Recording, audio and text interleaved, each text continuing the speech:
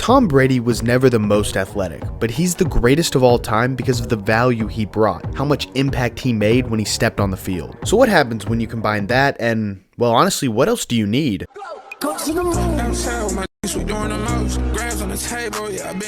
Who is Drake May, and why is he the rightful NFL MVP? Well, today I will be discussing exactly that. Happy New Year, everybody. Hope you all had a good holiday season. If you're new, welcome to the channel. It takes a ton of work to pull off these long-form videos regularly, so if you could take a moment to subscribe, that'd be great. But before we get into it, I am no Patriots fan. What kind of team gets the greatest quarterback of all time and then pretty much immediately finds his heir?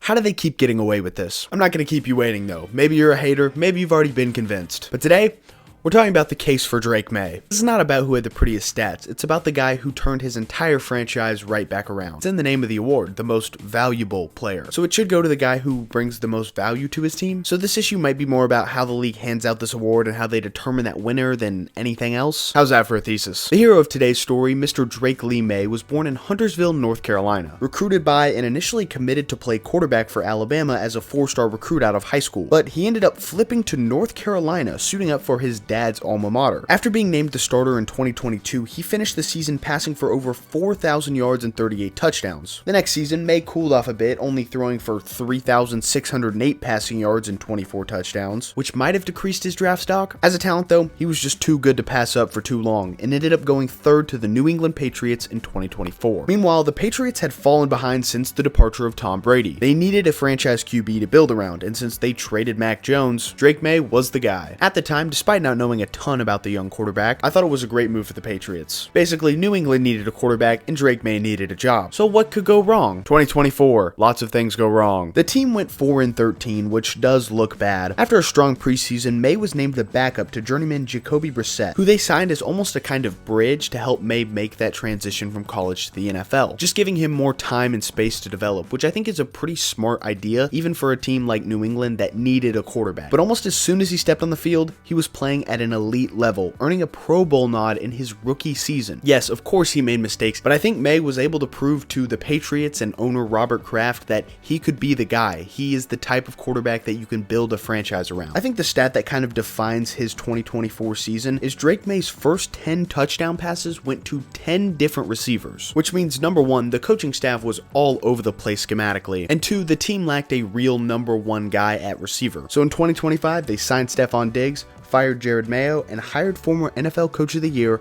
Mike Vrabel, who was an excellent hire. He's known for being tough but fair, which I think is how he gets guys motivated to play that hard-nosed style of football. Sorry, I'm reading from the script. He knows you win games on defense and in the trenches. Perfect for the Patriots. I wonder how the rest of the league's doing. Coming into the 2025 season, your MVP candidates were the usual suspects: Lamar Jackson, Josh Allen, Patrick Mahomes, and maybe Joe Burrow. Now, the NFL's MVP is usually slightly more predictable than some other awards like the college football's Heisman Trophy, because there are always a few reliable veteran quarterbacks on top. So what happened to the preseason favorites? Lamar Jackson probably started the season on top, but dealt with a very injury-plagued season, which led to the Ravens missing the playoffs. Not all of it was his fault, most of it wasn't, but you're not going to win MVP with injuries and no playoffs. Now, Josh Allen, who won it last year, had a pretty good season. When it comes to ability, I think he's probably the best player in the world. He led the Bills to the playoffs going 12-5, but I guess his numbers were just really good, not great, which left him out of the MVP conversation. Even Mahomes tried to hang around as long as he could, but a season-ending injury in week 15 killed any chance of him taking home the trophy. And Joe Burrow had a great start to the season, but missed time for some turf toe, which is not a joke at all, by the way. Turf toe is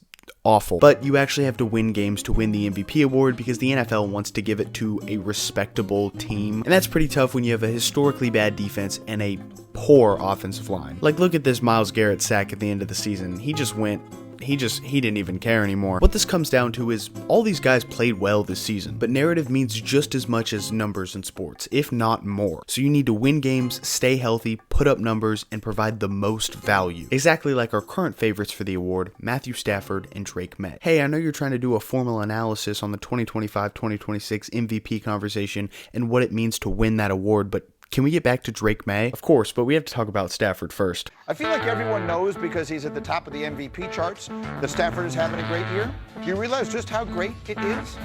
If you thought you were walking into a Matthew Stafford hate video, you're in the wrong place. As of writing this, he was just named first team All-Pro, and I'm not even mad about it. But Drake May is still the rightful NFL 2025-2026 MVP. As we talked about earlier, neither of these guys were the favorites coming into the season. Stafford still on the Rams at 37 years old after going all in and winning a Super Bowl back in 2021. The team had pretty high expectations coming into this season though, but it was Stafford's ridiculous performance from a statistical perspective that really put him into the conversation, leading the league in passing yards with 4,707 of them and 46 touchdowns. A veteran QB on a solid team with high expectations. But as great as Stafford is, the team would still function without him. That success the Rams had this season was expected. He had a great season, won games, stayed healthy, put up numbers, but he didn't quite hit that fourth one. With Jimmy Garoppolo, this team is still winning 10 games. That's why Drake May is the most valuable player. Drake May came into this season as a second-year quarterback with a brand new head coach in Mike Vrabel. After going 4-13 last season, expectations were on the floor. I mean, this is a first-year head coach and a second-year quarterback. So of course they went 13-4, smashing any expectations of this team out of the park. May is throwing blocks while leading the league in completion percentage, and that remarkable turnaround that New England had is the central point to my argument. That's why the MVP is obvious. Drake May was able to stay healthy, win games, put up numbers,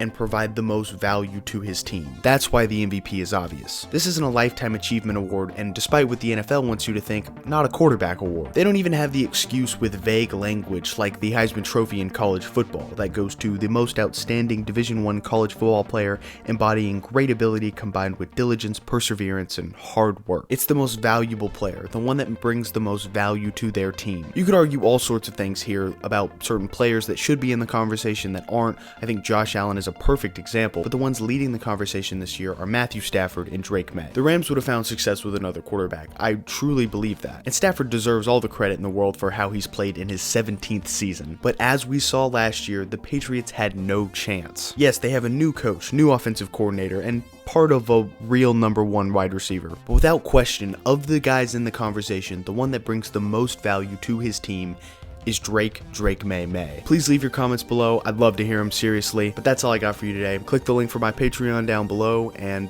my camera's about to die. I don't have many words left. Have a great week.